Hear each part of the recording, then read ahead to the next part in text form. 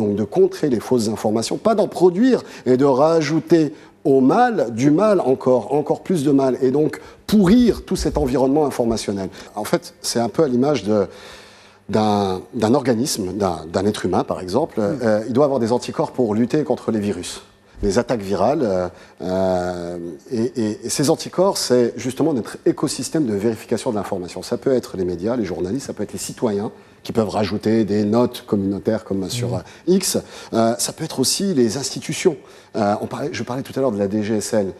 Vous avez évoqué le cas des enlèvements. En fait, il y a eu toute une rumeur, il y a 2 semaines à peu près, une semaine ou deux, pendant le Ramadan, de rumeurs dans plusieurs villes, Tanger, Qanitara, Barchid, Al-Araïch, où on a dit, ça y est, psychose, on parlait de psychose tout à l'heure, psychose, il y a des gens qui enlèvent des enfants.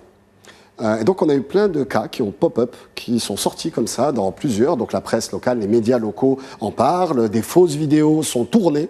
À Barchid, par exemple, une fille mineure, avec une autre personne qui avait un problème mental, ont tourné une vidéo, ils ont simulé, et ils ont été arrêtés par la police et la DGSN. Ce qu'ils appelaient aussi le Samawi, etc. Ils ont fait vraiment croire aux gens qu'il y a des gens qui peuvent vous hypnotiser en disant des choses, et qu'elles ont tourné. Heureusement que la DGSN existe. Et intervenu.